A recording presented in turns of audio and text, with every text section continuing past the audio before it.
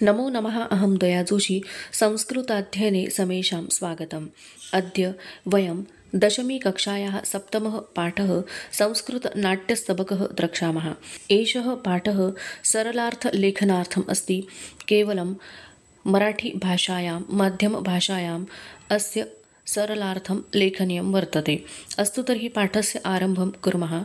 अत्र संस्कृतनाट्यस्तबके किमस्ति, यानि प्रसिद्धानि संस्कृतनाटकानि सन्ति तेभ्यः एकैकं प्रसङ्गम् अत्र उद्धृतः वर्तते।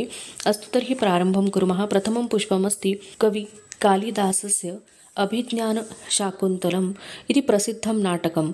तस्मात् नाटकात् एषः प्रसङ्गः उद्धृतः वर्तते। संस्कृतकवीषु कालिदासस्य स्थानम् अनन्यसाधारणं। संस्कृतकवींमध्ये कालिदासाचं स्थान जे आहे तर ते कसं आहे, अनन्यसाधारण आहे। अभिज्ञानशाकुंतलम इति तस्य प्रसिद्धं नाटकम् आणि अभिज्ञानशाकुंतल हे जे आहे ते त्याचं प्रसिद्ध असं नाटक आहे। तस्य काव्यनाटकेषु भारतीय संस्कृतेः मूल्यानांच प्रतिबिंबं दृश्यते आणि त्याच्या ह्या काव्यनाटकांमधून भारतीय संस्कृतीचं आणि मूल्यांचं प्रतिबिंब दिसून येतं। इदानीन्तनकालेपि तस्य साहित्यं जनान् रंजयति आणि अजूनसुद्धा हे जे त्याचं साहित्य आहे तर ते लोकांचं मनोरंजन करतं। अर्थात हा जो पहिला अवतार आहे तो कवी कालिदासाच्या अभिज्ञानशाकुंतल या अत्यंत प्रसिद्ध अशा नाटकामधला उतारा आहे आणि अर्थात भरपूर वर्ष झाले आहेत हे नाटक लिहून, परंतु अजूनसुद्धा ते रसिकांच्या मनाचं ठाव घेतं असं इथे सांगितलेलं आहे। चला तर मग आपण सुरुवात करूयात। ततः प्रविशती वैखानसः अन्यौ तापसौ च।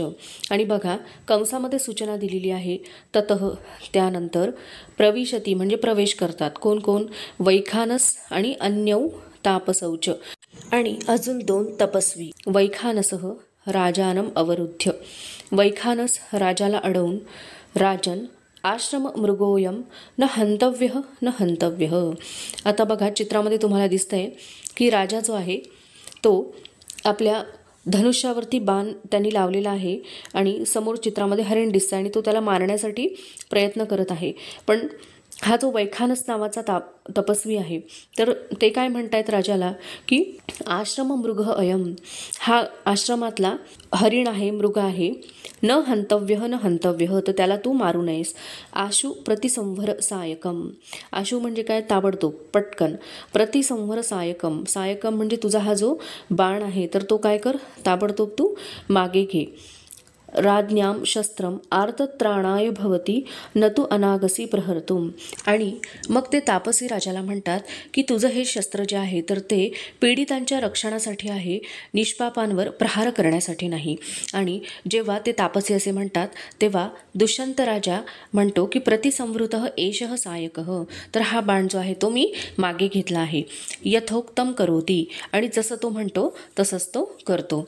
मग वैखानसः राजन समिदाहरणाय प्रस्थिता वयम एष खलु कण्वस्य कुलपतेः अनुमालिनी तीरमाश्रमो दृश्यते प्रविश्य प्रतिगृह्यताम आतिथेयः सत्कारः। आणि मग ते तापसी राजाला म्हणतात, हे राजा, आम्ही समिधा आणण्यासाठी निघालेलो आहोत। हा कुलपती कण्वांचा अनुमालिनी नदीच्या तीरावरील आश्रम दिसतो आहे। प्रविश्य म्हणजे प्रवेश करून, अतिथी सत्काराचा तू स्वीकार कर। दुष्यंतः तपोवन निवासिनामुपरोधो मा भूत, आता या शब्दाचा संधिविग्रह असा होईल, तपोवन निवासीनाम उपरोधो मा भूत, म्हणजे तपोवनात राहणाऱ्या लोकांना आपण त्रासदायक होऊ नयेत। अत्रैव रथम स्थापय यावत अवतरामी, आणि मग राजा दुष्यंत त्याच्या सुताला म्हणतो की अत्रैव, अत्र एव, येथेच रथम स्थापय, रथ तू थांबव तोपर्यंत मी उतरतो। मग सूत म्हणतो धृताः प्रग्रहाः अवतरतु आयुष्मान, हे लगाम धरले आहेत, चिरंजीव राजाने प्रवेश करावा। दुष्यंतः अवतीर्य सूत विनीतवेषेण प्रवेष्टव्यानि तपोवनानि नाम इदं तावत् गृह्यताम् इति सूतस्याभरणानि धनुश्चोपनीय सूत यावदाश्रमवासिनः दृष्ट्वाहम पावर्ते तावदार्द्रपृष्ठाः क्रियन्तां वाजिनः। अवतीर्य म्हणजे उतरून, सूत म्हणजे हे सारथ्या, तपोवनानी विनीतवेषेण प्रविष्टव्यानी नाम, म्हणजे तपोवनामध्ये नम्रवेषानेच प्रवेश केला पाहिजे असे राजा म्हणतो. इदम तावत गृह्यताम, आणि तोपर्यंत हे घे इति असे म्हणून सूतस्य आभरणानी, आणि आपली अलंकार आणि धनुः म्हणजे धनुष्य सुताकडे म्हणजे त्याच्या सारथ्याकडे तो देऊन सूत सारथ्याला म्हणतो, हे सारथ्या यावत आश्रमवासिनः दृष्ट्वा अहम उपावर्ते, जोपर्यंत मी आश्रमातल्या रहिवाशांना भेटून येत नाही तावत म्हणजे तोपर्यंत वाजिनः म्हणजे घोड्यांना आर्द्र पृष्ठाः क्रियंताम, तोपर्यंत घोड्यांच्या पाठीतू ओल्या कर पाण्याने. सूतः तथा इति निष्क्रांतः, आणि मग सूतसुद्धा सारथीसुद्धा तथा ठीक आहे तसे मी करतो असे म्हणून निष्क्रांतः म्हणजे निघून जातो. हा जो उतारा आहे हा अभिज्ञान शाकुंतलाच्या पहिल्या अंकातला सुरुवातीचा उतारा आहे जो तुम्हाला इथे दिलेला आहे. हा नाट्य उतारा इथे आपला संपला. याचा जो भाषाभ्यास आहे यामध्ये माध्यम भाषा उत्तरत यामध्ये प्रश्न दिलेला आहे. दुष्यंतस्य कानी स्वभाव वैशिष्ट्यानी ज्ञायन्ते, अर्थात दुष्यंत हा एक राजा होता आणि त्याच्याविषयीचा हा प्रसंग तुम्ही वाचल्यानंतर तुमच्या लक्षात आलं असेल की राजाला शोभतील असे गुण त्याच्यामध्ये होते. तो अतिशय विनयशील होता. ज्या वेळेला वैखानस हे तपस्वी त्याला त्या हरिणाला बाण मारू नको असं सांगतात, त्याला अडवतात, तेव्हा अतिशय नम्रपणाने तो त्याचा बाण मागे घेतो आणि त्यावेळेला तो वैखानस या तपस्व्यांचं म्हणणंसुद्धा मान्य करतो. आपली अरेरावी तो तिथे चालवत नाही, म्हणजे एक विनयशील असा राजा इथे चित्रित केलेला आहे. त्यानंतर तो ज्या वेळेला आश्रमामध्ये प्रवेश करतो तेव्हा वैखानस त्याला सांगतात की तू इथल्या आदरातिथ्याचा स्वीकार करावास. त्यावेळेला राजा लगेच ते मान्य करतो. त्यामुळे ती पण एक त्यातली त्याची प्रवृत्ती दिसून येते. त्यानंतर ज्या वेळेला तो आश्रमामध्ये प्रवेश करणार असतो तेव्हा तो स्वतःचे सगळे अलंकार, सगळे दागिने आणि सगळं काही तो बाजूला काढून ठेवतो. कारण आश्रमामध्ये आपला बडेजाव दाखवायचा नसतो हे त्याला माहीत असतं, हे राजाला माहीत आहे, आणि म्हणून तो सगळं काही आपलं बाजूला काढून ठेवतो आणि अतिशय नम्रपणाने त्या आश्रमामध्ये तो प्रवेश करतो. आणि तो त्यानंतर सारथ्याला असं सांगतो की जोपर्यंत मी आश्रमातील रहिवाशांना भेटून येत नाही तोपर्यंत घोड्यांच्या पाठी तू ओल्या कर, म्हणजे एक प्राण्यांविषयी सुद्धा एक दयाभाव, भूतदया ही त्याच्यामध्ये दिसते आहे.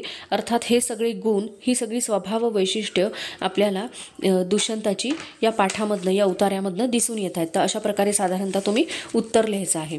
त्यानंतर आपण पुढचा उतारा बघूयात. पुढचा जो नाट्य उतारा आहे तो आहे शूद्रकाच्या मृच्छकटिकम या संस्कृत नाटकातील.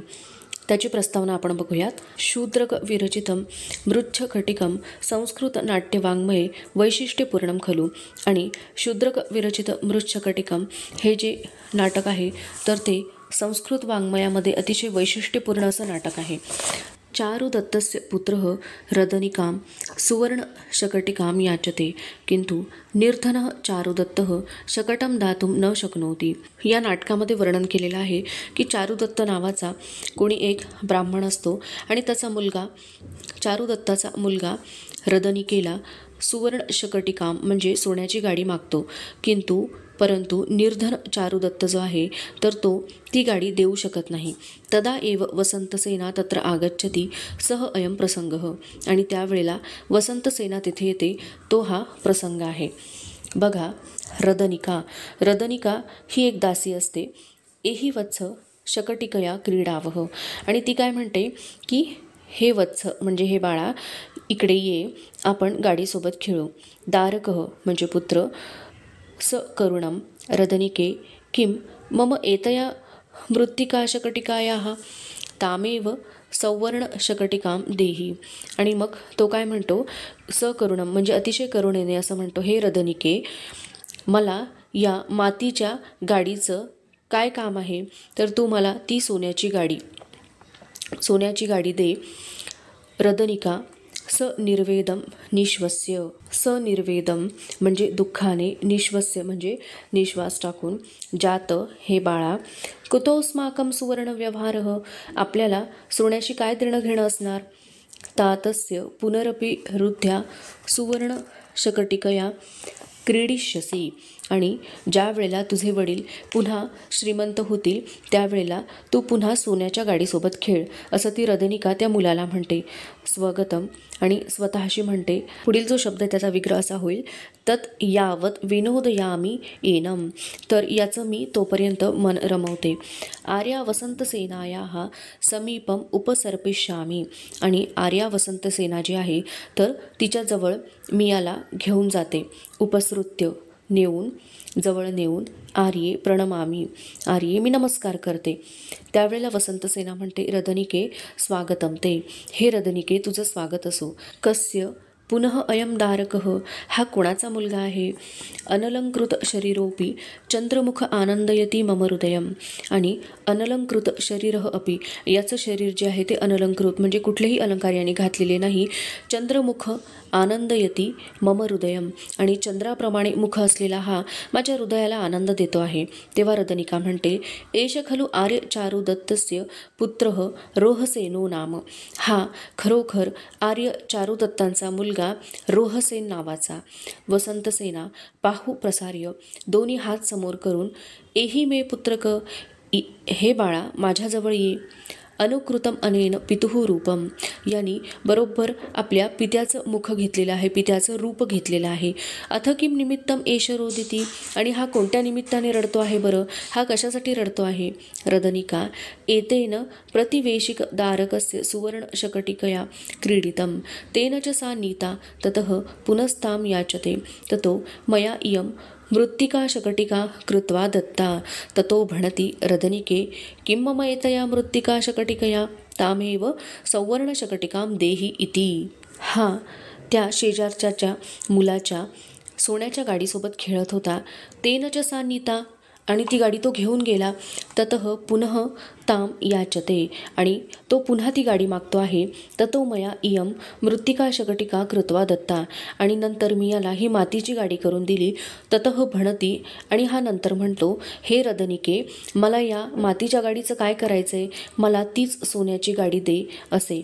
वसंतसेना म्हणते, हा धिक अरे रे मा हृदिही तत् गृहाण एतम अलंकारम. आणि ती काय म्हणते वसंतसेना की अरे रे तू रडू नकोस, तर हा जो माझ्याकडचा अलंकार आहे तो घे. सौवर्ण शकटिकाम घटय. आणि यापासनं सोन्याची गाडी तयार कर. इति दारकम आदाय निष्क्रांता रदनिका. आणि त्यानंतर रदनिका दारकम म्हणजे त्या मुलाला आदाय म्हणजे घेऊन, निष्क्रांता म्हणजे निघून गेली. आता याचा भाषाभ्यास जो आहे त्यामध्ये काय प्रश्न दिलेला आहे की रोहसेन किमर्थम रोदिती.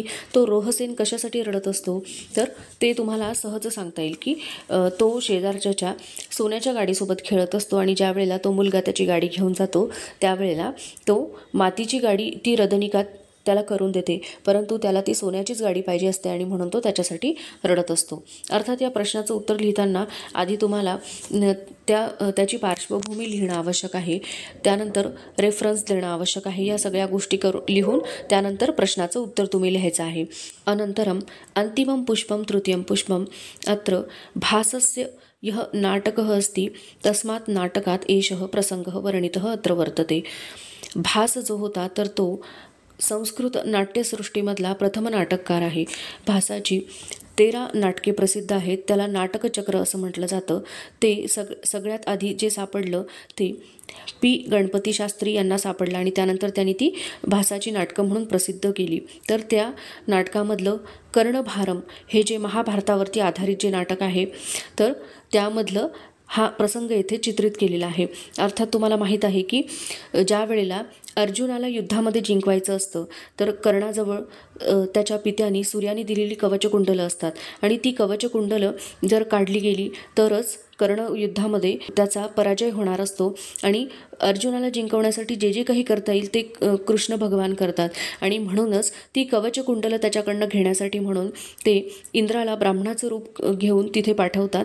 त्याच्याकडनं ती कवचकुंडलं इंद्र काढून घेतो. अशा प्रकारे हा प्रसंग या नाटकामध्ये वर्णिलेला आहे. तर्हि अस्य पूर्वपीठिकां वयं आदौ पश्यामः। भासः इति संस्कृतनाट्यसृष्टेः प्रथमः नाटककारः। भास हा संस्कृत नाट्यसृष्टीमधला प्रथम नाटककार आहे। तस्य शैली सुबोधा सरसाच आणि त्याची शैली कशी आहे? अतिशय सुबोध आणि सरस अशी आहे। भास नाटकचक्रे महाभारतकथाम् अनुसृत्य लिखितः शोकात्मकः एकांकः नामकरणभारम् आणि त्याच्या नाटकचक्रामधलं महाभारतावरती आधारित असलेलं, महाभारताला अनुसरून लिहिलेलं एक शोकात्मक असं ही एकांकिका आहे।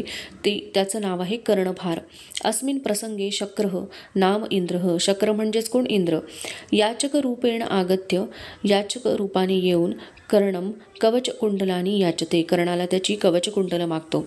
तो हा प्रसंग इथे वर्णिलेला आहे। ततः प्रविशती याचक रूपेण शक्रः। बघा कंसामध्ये सूचना दिलेली आहे की ततः म्हणजे त्यानंतर, प्रविशती प्रवेश करतो, याचक रूपेण म्हणजे याचकाच्या रूपामध्ये इंद्र प्रवेश करतो, शक्रः कर्णम उपगम्य कर्णाजवळ जाऊन, भोः कर्ण महत्तरां भिक्षां याचे, हे कर्णा मी मोठी भिक्षा मागतो आहे। कर्णः दृढं प्रीतोस्मी भगवन एषोहम नमस्करोमी। आणि मग कर्ण अतिशय आनंदित होऊन म्हणतो की मी अतिशय आनंदित झालेला आहे भगवन। एषोहम नमस्करोमी, हा मी तुम्हाला नमस्कार करतो।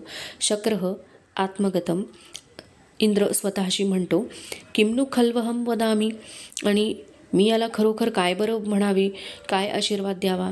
यदि दीर्घायू भवेत वदेयम, दीर्घायू भवेत, आणि जर मी याला दीर्घायुषी हो असं जर म्हटलं तर हा खरोखरच दीर्घायुषी होईल। यदि न वदेयम मूढ इति माम परिभवती, आणि जर मी काहीच म्हटलो नाही तर मी मूर्ख ठरेल। तस्मात उभयम परिहृत्य किमनु खलु भाषे, आणि मग दोन्ही टाळून काय बरं मी इथं बोलावं। भवतु दृष्टम, असो बघूयात। प्रकाशम म्हणजे उघडपणे, भोः कर्ण सूर्य इव चंद्र इव हिमवान इव सागर इव तिष्ठतो ते यशः। आणि मग इंद्र म्हणतात की हे कर्णा, सूर्याप्रमाणे, चंद्राप्रमाणे, हिमालयाप्रमाणे आणि सागराप्रमाणे तुझं यश, तुझी कीर्ती राहो। भगवन किम नोक्तम दीर्घायुर्भवेतिति, आणि मग कर्ण विचारतो की हे भगवान, तुम्ही मला दीर्घायुषी हो असं का म्हटले नाहीत, अथवा यदुक्तम तदेव शोभनम, किंवा जे म्हटले आहात ते सुद्धा छान आहे।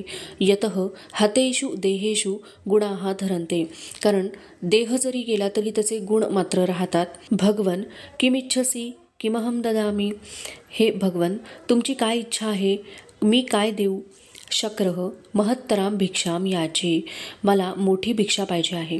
कर्णः महत्तरां भिक्षां भवते प्रदास्ये, मोठी भिक्षा तुम्हाला दिली। गोसहस्त्रम ददामी, 1000 गायी देतो। शक्रः गोसहस्त्रमिति मुहूर्तकम क्षीरम पिबामी नेच्छामी कर्ण नेच्छामी, आणि मग इंद्र म्हणतो की 1000 गायी देतोस, मी क्षणभर त्याचं दूध पेईन। नको कर्णा, मला इच्छा नाही, मला इच्छा नाही। कर्णः किम नेच्छति भवान, आणि मग कर्ण म्हणतो की कशाची इच्छा नाही तुम्हाला। अपर्याप्तम कनकम दास्यामी, भरपूर सोनं देतो। शक्रः गृहीत्वा गच्छामी, हे पहा घेऊन निघालो। नेच्छामी कर्ण नेच्छामी, मला इच्छा नाही कर्णा, मला इच्छा नाही। कर्णः तेनहि जित्वा पृथिवीं ददामी, आणि मग संपूर्ण पृथ्वी जिंकून देतो। शक्रः पृथिव्या किं करिष्यामी, पृथ्वीचं मी काय करू। नेच्छामी कर्ण नेच्छामी, कर्णा मला इच्छा नाही, मला इच्छा नाही। कर्णः अथवा मच्छिरो ददामी, किंवा माझं डोकं कापून देऊ का। शक्रः अविहा अविहा, अरे रे अरे रे। कर्णः न भेतव्यम न भेतव्यम, कर्ण म्हणतो घाबरू नका। अन्यदपि श्रूयताम, आणखी काही ऐका। अंगैहि सहेव जनितम कवचम कुंडलाभ्याम सह ददामी, माझ्या शरीरासोबतच आलेलं हे कवच कुंडल जे आहे तर ते मी देतो।